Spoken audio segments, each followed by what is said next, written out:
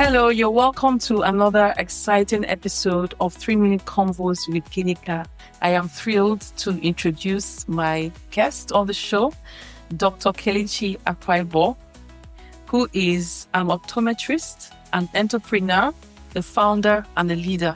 Kelechi, thank you so much for saying yes to this. I'm really happy to have you on the show. Thank you for having me. All right. So before we get into our conversation, I would like to read her profile. Kelechi is an optometrist, an entrepreneur, a founder, and a leader. The list goes on and on. Dr. Kelechi Akpaibor is a remarkable woman with over 20 years of clinical experience and 6 years as a successful practice owner. She's a passionate eye care professional with experience in eye examinations, myopia control, contact lens fitting, and preventive eye health.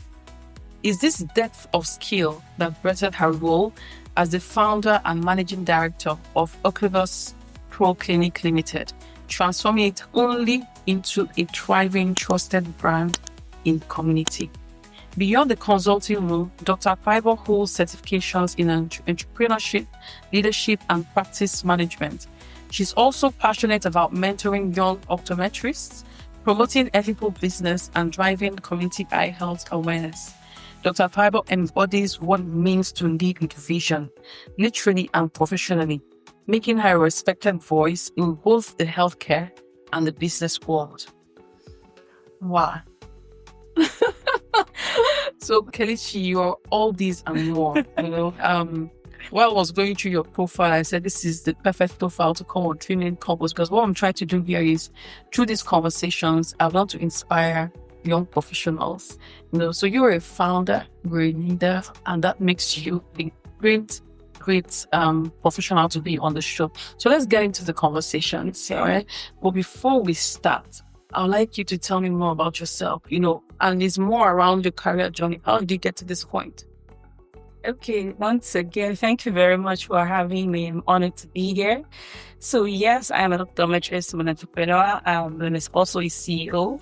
So I've been in practice for just over 20 years, and I'm in the eye care industry because of my love for and my passion for helping people. I've always wanted to help people from childhood, so I decided that I was going to go into healthcare, and eventually found myself in eye care. And since then, I have journeyed, found myself in so many places, in communities, big communities, little communities, and between the time I started and now, I can humbly say that I have catered to over close to 300,000 pairs of eyes. And just to serve people and give them the best that I can in terms of restoration of vision, improving their vision and their overall, lifestyle and health careers. Wow, I have to take that again. 300,000 pairs of eyes. Yes. In 20 years. Yes. That's huge impact that you do. Very huge impact. I'm so impressed. Well done. Well done. Thank you. Well done. Okay. Now let's talk about the core of what you do. So it's eye care. People say, "Oh, I'm going to the optician." So when you say someone is an optometrist, what does it mean? Okay, so just to put it in lay terms, an optometrist is a primary healthcare, is a primary eye care practitioner. Okay, so I'm going to try to explain to you in a way that you understand. Just like you have a general practitioner, in the medical industry, let's just take optometrists as the GPs of the eye care industry. We are the first people you get to see. You come in, let us know your eye conditions. If it's something we can manage within our scope, we manage. If it's something that requires surgery or specialty, then we refer you to the ophthalmologist. Okay, so the optometrist can easily be said to be the GPs of the eye care industry. So anything that requires surgery, we refer you to the ophthalmologist. So the ophthalmologists are people who do the surgeries. Medical doctors qualified to do surgeries. So the optometrists are in general practitioner, primary eye care practitioners that, yes, we diagnose, we treat conditions within our scope of practice, but we don't do surgery. And then the opticians are more like the technicians in the eye care industry. So they handle the technical aspect, Some of them are into the actual lens manufacturing and then the fitting. But they typically, especially in this out of board, are not licensed to give medication and all that. Because I know that a lot of people always mix all of this stuff. They wonder, they always ask who are opticians, who are optometrists, who are ophthalmologists. The same people, opticians, are more like the technicians tend to do the work, the manufacturing and fitting of the lenses into the glasses. Optometrists work with GPs who come to them first, they make diagnosis, treat within their scope. Anything outside their scope, they refer for either surgery or more specialized management. Okay, so based on this explanation, what's the recommended length of time it should take you to visit the GP of eye care? So I know it's every 6 months that you visit the dentist, but in your own case, what's the recommendation? So typically, ideally, we'd say 2 years. However, different schools of thought would say that in childhood, during your childhood days, let's say from 1 to about 18, you can do yearly, because at that time of that phase in life, they can have visual changes quite frequently. And then when you're in middle adulthood, you can do every 2 years. And then when you now get above 60 and above 60, you're getting older, and you can do your annual check. So typically it's 1 to 2 years, depending on the phase of life that you're in. Yes. Thank you for providing that clarity. And then let's get straight into what it took you to start up your own business, to become a leader and an entrepreneur. At what point did you decide to make that decision and not work, in a clinic like some others do? So what actually, pushed me into entrepreneurship is the fact that, we have a very limited big eye care, should I say, institutions that employ, optometrists. Because at the end of the day, there's so many optometrists with very few organizations that can employ us. So, unfortunately, Nigeria is also a country whose economy is driven by, micro and small businesses. So, it was only natural for us to figure out, okay, what, we can't really get employment in government agencies. There are very few vacancies. So how do I survive, and I just have to start up my own, practice. And then, yes, there are also private practices, but at the end of the day, you can, everybody wants to get to the peak of, their career in terms of, be it skill, in terms of, the monetary aspects. Yes, I knew that, if I was ever going to stay in the industry, I would want to open up my own business. I would want to empower people. I would want to, let's say, bridge the gap, in the healthcare industry where there are limited eye care and healthcare practitioners generally. So I knew that, yes, I want to do that for myself and do that for other people. So even create employment is even that, the rate of employment in our country is very, very low. So yes, I knew at some point, I've always known that would be the way, forward, especially in our country. And, yeah. So Kelechi, as an entrepreneur, I can imagine that you would have faced a lot of challenges while setting up your business and even running the business. Can you give me an example of 1 or 2 challenges that you faced and the steps you took to surmount the challenges? What really comes to mind is, during the initial setup was the issue of finance. Okay, setting up, any form of healthcare business is pretty expensive. And especially if you do want to set up very well, there's no healthcare equipment that is cheap. Everything runs in the millions, like 6, 7, 8 digits, even. So at the time, of course, there was a financial constraint. So, we needed to figure out how to raise the funds, being whether the family, are you going to take loans, things like that. So I actually started up really small, one equipment at a time in my guest room. Interestingly, in my guest room in my house. Yeah, that's how that's how I started, one equipment at a time. I was like, what, I'm going to do this.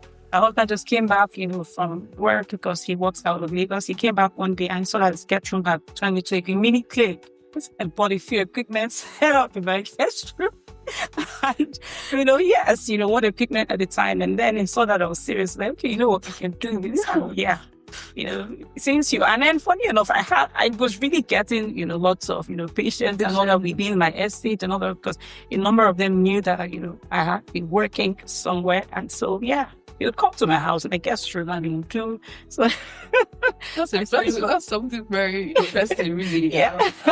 It's inspiring, actually. yes, The way you take that first step, you didn't wait for the financial constraints to deter you. You took the first step and then so yeah, we did that with people. But you know what? I think in support, and then but of course there was that initial financial constraint. I couldn't muscle everything at the time, so I just did what I could do at the time. So and then your team, the people that work on you, how are you able to impact their lives? I'm sure that you're inspired, like they get inspired watching you, and that's a very key aspect of leadership. You're doing something great, people are getting inspired, they want to be like you. Let's put it that way. They're learning from you. They hope that one day they will be able to set up a business like you. So what's that process like? Are you intentional about it, or you're just going through your day to day, hoping that they pick up bits and pieces? So are there some actual programs that you run to ensure that you train and mentor? Okay, so yeah, that's an interesting question, because I think there's something in me, just naturally, it's innate. I'm a people builder. Yeah, it's just me. I believe strongly in leaving a positive impact on anybody I meet, a positive influence on anybody I meet. This is just me naturally, aside from my business. I just believe that if you're my friend, if you're close to me, we spend a lot of time.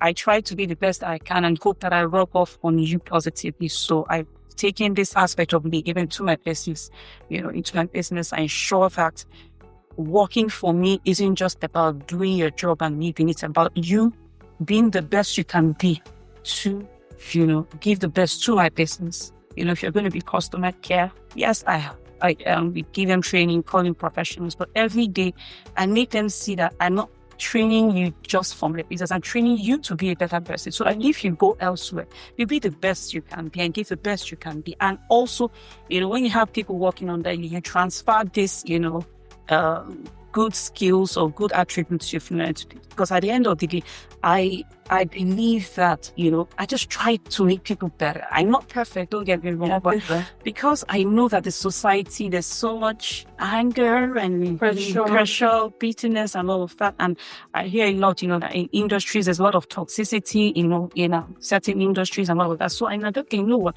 We can make a change one step at a time. And how do I do that? Try to be the best that I can be. Ensure that the people who work with me pick the best of me that they can. And, I've had people who, have left or worked with me over the years and, reside to, go on to other things. And then their farewell speech would be, I enjoyed working with you and all of that. And I say, yeah, thank you very much. I thank you for the compliment and all of that. But it's not just about enjoying working with you. For me, it should be a bigger compliment if you tell me that I've learned this from you, and when I leave, I'm going to implement these things that I've learned from you. So yes, I always ensure that I tell them, make sure that you pick the things you have helped me that years and implement it wherever you go when you are a leader. So that's one step at a time, we eliminate, industry toxicity. Exactly. So it's basically leveraging the opportunity, spend that time with you, getting the most that it can, So even beyond the work, you're also improving their personal lives. That's fantastic. And then, but in all of this, how do you balance your work and personal life?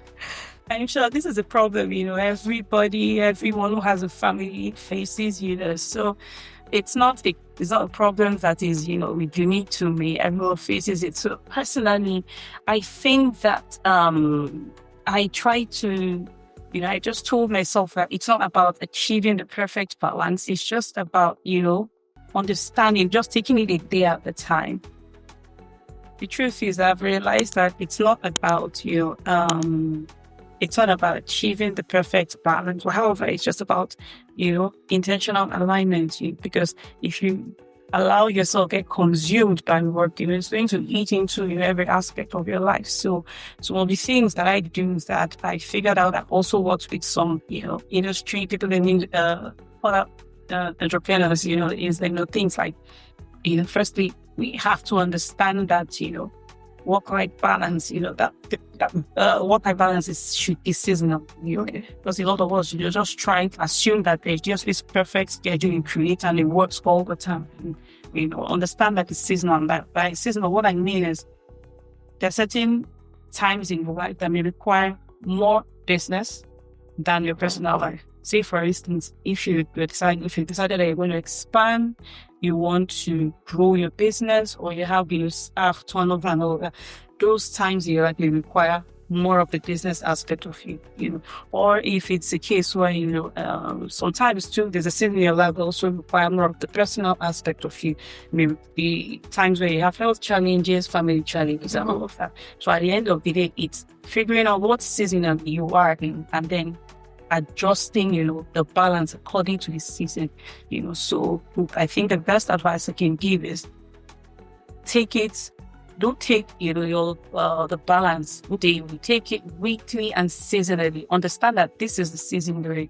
Figure out what season you're in, and then decide what aspect of you're going to focus in that season, as opposed to just creating this one size fits all. And putting yourself under unnecessary pressure. Just accept that seasons change.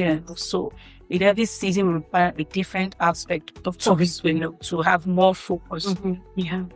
Well, that's great. That's great. And it's something very, very clear, really. So, when you think of balance, you're thinking from a more seasonal perspective. So what is happening in my life at this moment? Exactly. What is the season in my life? What should I be doing? And then you focus on that. That's a very good advice, And then, well, how do you also de-stress? So you have this understanding to face everything. But what do you do during your leisure time? Would you like to travel, go to the spa, these types of things? What do you like to do? And so personally, it's still part of the balance. So I figured that, I just create schedules, and then I incorporate aspects of me that are more important. Of course, I create time for my spiritual life. I create time for my workouts, because I like to work out and get it helps me, relax more. Yes, I do workouts and go to the gym. I love to watch movies. I'm more of a movie person than a person who reads. Yes, so yes, I like to watch movies. I know TV. I'm just a TV person. So, and then also I like music as well. I listen to music. I find it very relaxing. And documentaries. I love documentaries. You see, History Channel is my favorite channel. So anything on there is, I love. So I also like to travel. Also, I want to get to the point in my life where I just do solo traveling. Even I'm really scared. I can't even once I was scared, but it's something I hope to travel again. Are you serious? I see. I remember. What makes you scared about that? I'm just going to different places. What you just feel like? Yes. But it's something I would love to do. I like the idea, of having to go around the world to different places. So let's set it up in my head, in my head. That's what I would love to do, and so yeah. What part of your childhood influenced your decision to become who you are today? Is there any aspect of your childhood that is linked to what you're doing now? Interestingly, yes. Okay. So, growing up, we had this family doctor who was a surgeon, who was a cardiologist, So he was one of those doctors that you go to his office and, he just make you feel seen. So I liked him. I liked that he was very kind and empathetic, and he just made me feel seen. So I told my mom, when I grow up, I want to be a cardiologist, I want to be a surgeon, I want to be a doctor. And I held on to that for the longest time. And then, when I got to, the time of JAM and all of that, I wasn't able to get into medicine. Okay. I think then there was a YX season part of your results and all of that withholding. So because of that, I couldn't get into medicine because some parts of my results were, withheld. So I was given the option of going into optometry because with the results that I had, I could go into optometry, but not medicine. So I went into optometry. Funny enough, I didn't even know, what optometry was about. When I got in, I was like, are you serious? Yes. You just walked? I just walked. I was like, okay. So the plan was do optometry for a year and then go write JAM again, write all of the exams again, for all of the results that were seized. And then I got into optometry. I was like, okay, this isn't bad. This is not bad at all. Like, this isn't bad, So I told my mom, okay, you know what? I think I'll stay here. I don't need to, go to medicine anymore. And I stayed there, and yeah, and here I am today. So you can see how leaders can impact people as Yes, a child, looking up yes. to him and then just wanting to be exactly like him. Yes, what it Oh, that's good. That's really good. So for young professionals, this my channel or my show is I'm targeting young professionals, right? And if there's any word that you can leave for them, you know, especially those that are aspiring to become leaders like you, what would be your advice to them? So, I mean, I think the first thing I would say, you know, to be a leader, you have to first of all learn to lead yourself. You know, lead yourself, learn, you know, how to be, learn time management, learn to build your integrity, learn to, you know, be consistent, you know, learn to be someone who is reliable. I would also say you have to master your craft. You know, you can't go and lead in a craft that you know nothing about. You can go and lead in an industry that you know nothing I about. like that. I like that. So Because some people think that you can actually... Yes. Yeah, okay, just go ahead. Let me not interrupt you. You know, so you master your craft. And then you have to be willing to serve. You know, when you serve, you learn, you know. So I think I would also say you have to know who you are. You have to know who you are, what you want, where you want to be. What I'm trying to say, you just have to discover yourself. Yes. Know who you are, because when you know who you are, you know you will understand, you know your values, your principles, and then based on that, within all of these things lie the kind of leader you will be once you know who you are.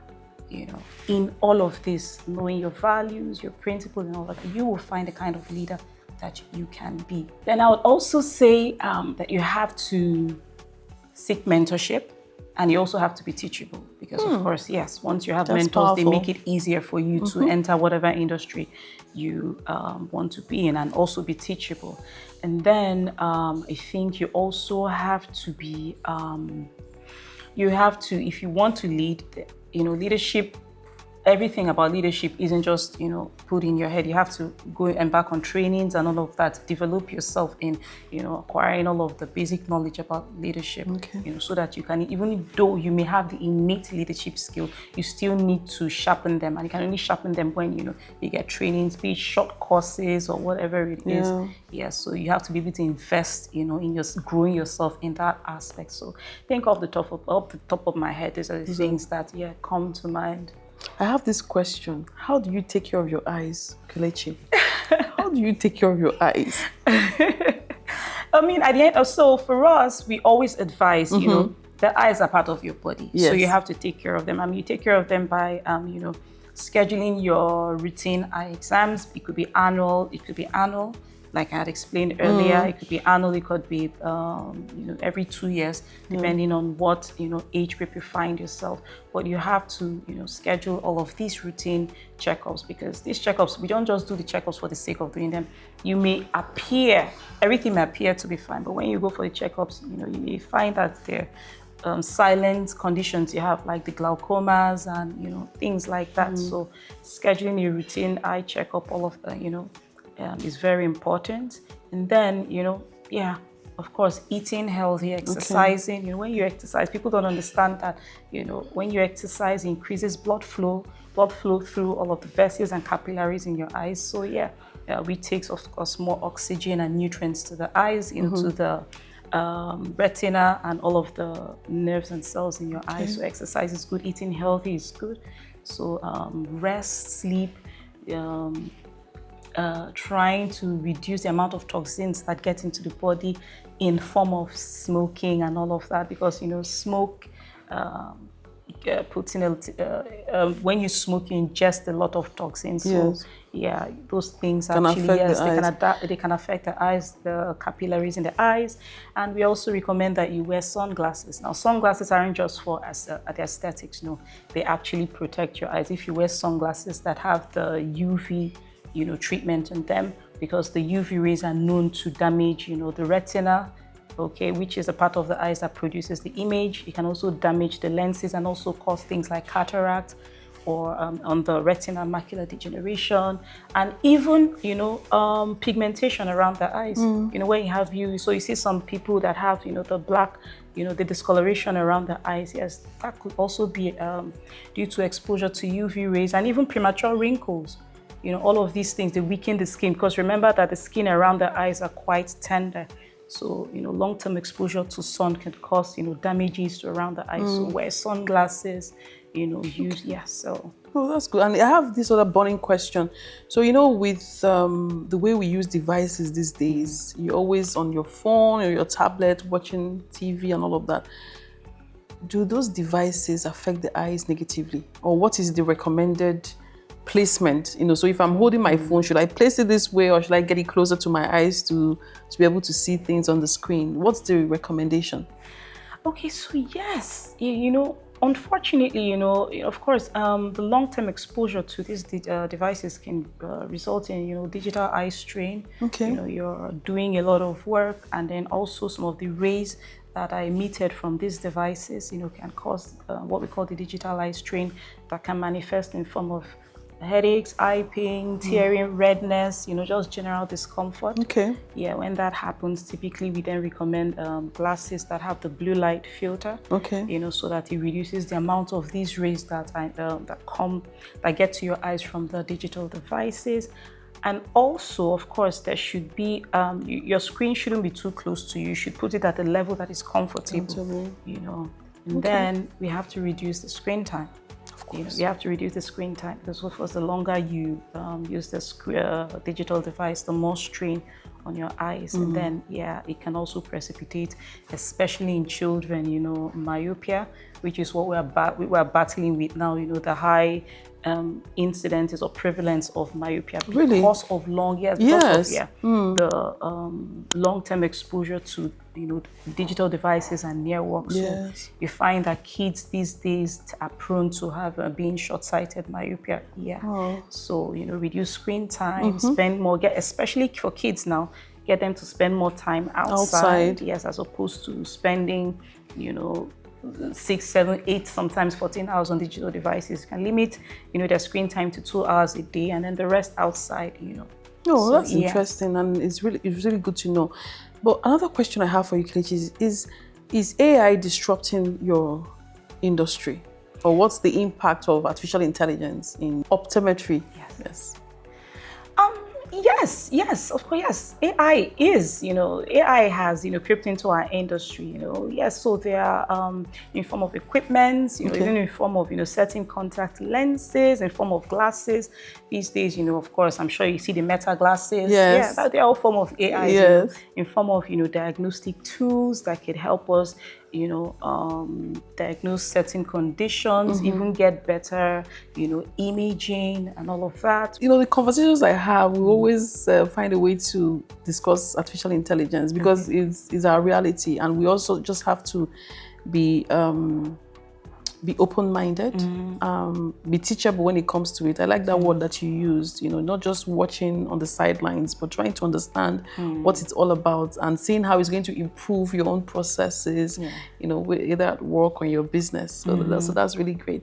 Now, let's talk a little bit more about leadership. Okay. I'll just ask you a few more questions about leadership. Now, how do you lead people that are older than you, or even in some cases more experienced in a particular aspect than you? So maybe you have a customer service professional that is certified in customer service and you are not, and you're leading that person, or there's someone in your business that is actually older than you. How do you lead in that instant? Okay, yeah, that's a good question. Yeah, that's a good question. In as much as I may not have had that experience, directly, but aside from being in an office setting or a business setting or in an organization, I believe in treating people with respect. Okay. Once you understand that you treat people with respect, regardless of whether they're younger than you or older than you, then leading someone who is older than you is not a problem, because you understand that respect, especially when respect, is part of you. So I believe that if you're going to lead people, you have to treat people with respect, regardless of whether they're younger or older, because at the end of the day, every human being wants that.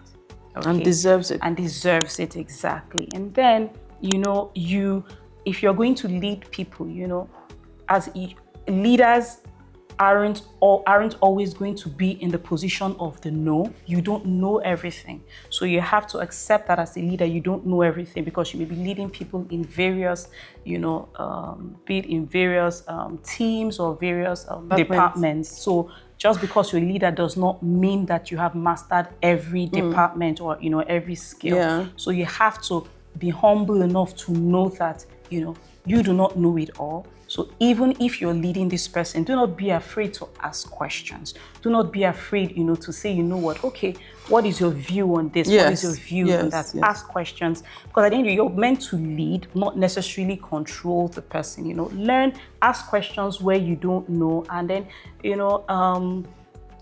correct with respect, I think that's great. Yeah. At what point did you stop trying to be liked? Because as a leader, if you're aspiring to become a leader, that journey, at times you just want to be liked. Yeah. To be able to get to that level, you need to take that out of what you desire, really. Yes. Because some of the things that you do, people may not really understand it, but it is for the greater good. So at what point did you stop trying to be liked? And to start being taken more seriously in your journey? Yeah, that's an interesting question. So at some point I realized that I had to differentiate loyalty from performance. And I say this because sometimes I had staff who had worked with me for so long, and when they've worked with me for so long, have been loyal. However, I realized that just because they worked with me so long didn't mean that they were the best at what they did. And at some point I realized, I had a particular staff, I realized I was cheating myself. She was doing things that, I knew she wasn't giving enough. But however, there was that loyalty, there was that, honesty. So when eventually, I think it was my husband that said, look, yeah, she's a good person. Yes, she's doing this, that. But do you realize she's not the best for your business? Do you realize that you can have a more competent person, So eventually, she did. Yeah, I mean, somehow, coincidentally, she did, move on and all of that. So after that experience, I told myself, what, I'm never going to keep someone because the person has been loyal, because there's this sentimental attachment, because typically when someone has spent a lot of time with you, there's this sentimental attachment, especially if the person, again, shows some level of loyalty and all of that. So I told myself, I will find a way to, dissociate myself. If you're not doing well, I will caution you, bring it to your attention. And if it's not working, I will, tell you it's not working. And yes, there was that point, Okay. So I realized that there had to be a difference between, I had to create a line between loyalty and performance. Loyalty does not equate performance. So yes, I did. That's a very good example that you just shared, really. That's a very good example. Does it feel lonely at the top? Yes, it does. I believe it does, because I just realized that I think it's just human nature. Sometimes you get to a certain level, and then there's you don't even realize, maybe there's the big envy or jealousy, and then you can start to pick that. So when you start to see that amongst big colleagues or, friends, so yes, those are the things that could actually make you lonely at the top. They're no longer cheering for you because maybe it appears that you're where, I don't know, whatever the reason is, where they would want to be or where they didn't want you to be. So, things like that becomes can make quite you lonely. Yes, you start to shed, people that you figure that are not rooting for you anymore. So all right. I think it does. Yeah. And are there some personal habits that prepare you for leadership? Although you've mentioned some of them, some of the things that you have to be mindful of. So I think I will take it that you answered that question. Okay. And it's a wrap for us. Oh. Thank you so much, Kelechi. I thoroughly enjoyed our conversation. I could go on and on. I really like the part where you gave us some insights into what you do, clarifying some things as well. So thank you. I'm sure my viewers would have gained a lot of insights from our conversation. Thank you for All right, having so me. it's a wrap on 3-Minute Convos with Clinical and my conversation with Kelechi. So ensure you subscribe to my channel, make a comment on this post, and make sure to share this video.